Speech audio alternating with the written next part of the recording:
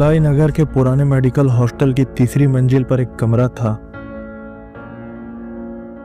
309। कहते हैं पिछले 30 साल से यह कमरा बंद पड़ा है और जो भी उसमें गया वो पहले जैसा कभी लौट कर नहीं आया। इस कहानी की शुरुआत होती है 3 दोस्तों से।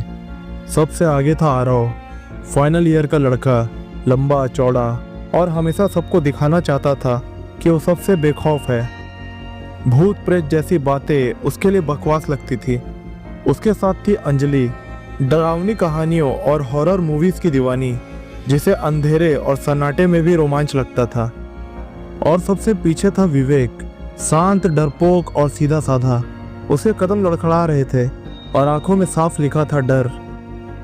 लेकिन दोस्तों के दबाव में वो भी उनके साथ चला आया। अपने कॉलेज में अपनी धाक जमाने के लिए आरव ने कमरा नंबर 309 की चाबी चुरा ली। क्या हुआ विवेक, पैर कांप रहे हैं क्या? हॉस्टल की ये खटारा बिल्डिंग भूत से ज्यादा डरावनी है। चलो दोस्तों, डरो मत, भूत कुछ नहीं होता। हिम्मत है तो मेरे साथ कदम रखो, वरना यही बाहर इंतजार करो। आज अगर इस कमरे में रात गुजार ली ना, तो कल से पूरा हॉस्टल हमें घोस्ट हंटर गैंग कहेगा। और हाँ, अगर सच में कोई आत्मा निकली ना, तो मैं ही कहूंगा, आओ मैडम बैठिए, चाय पीजिए। रात के 12:13 पर आरव ने वो पुराना ताला तोड़ा। दरवाजा चरमराता हुआ खुला और तीनों दोस्त उस दरवाजे के अंदर घुस गए।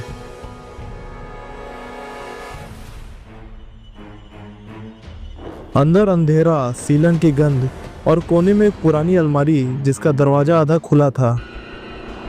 बस यही है तुम्हारा डरावना कमरा? सच में हॉस्टल का सबसे बेकार स्टोर रूम लग रहा है आरव। मुझे तो लगा था कुछ तो सिनेमैटिक होगा, लेकिन ये तो बोरिंग है। अरे वाह, doctor A Verma, psychiatric head. और ये देखो, लिखा है last case 309। Aarav, this is creepy. मतलब ये कमरा सच में स्पेशल है। अलमारी की दरार में से 2 लाल चमकती आंखें दिखाई दी। तुमने देखा?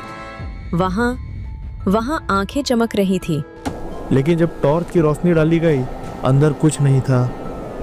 सिर्फ दीवार पर उकरे हुए शब्द लिखे मिले, मैं अब भी यही हूँ। अचानक दरवाजा अपने आप धड़ाम से बंद हो गया। कमरे का तापमान गिरने लगा। दीवारों से खरोचने की आवाजें आने लगी।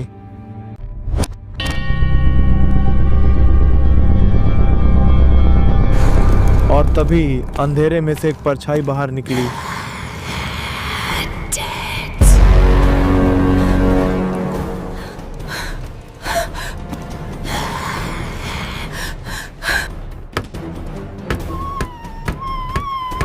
कई काले हाथ निकलकर आरव और अंजलि को खींचने लगे। उनके साथ खड़ा विवेक लगातार दरवाजे को पीटने लगा कि कोई दरवाजा खोल दे, लेकिन कोई सुन नहीं रहा था। घड़ी ने 1:06 का वक्त दिखाया। कमरे में सन्नाटा गहराता जा रहा था। परछाई दीवार से बाहर निकलकर करीब आ रही थी।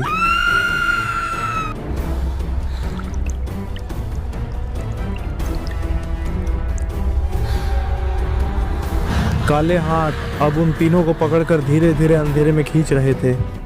अचानक आरव की जेब में रखा फोन बज उठा, जिसकी रिंगटोन थी हनुमान चालीसा।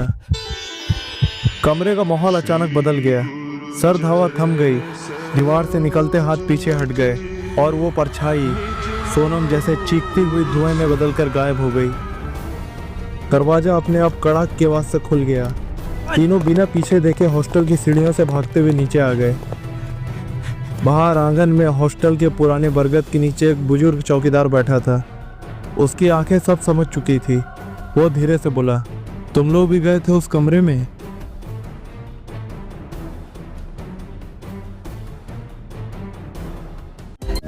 आपको इस वीडियो में कौन सा दृश्य सबसे अच्छा लगा?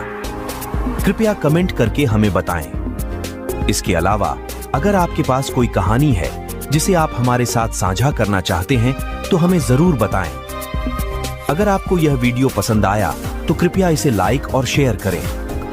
हमारे चैनल को सब्सक्राइब करना ना भूलें ताकि आपको इसी तरह के और भी दिलचस्प वीडियो मिलते रहें।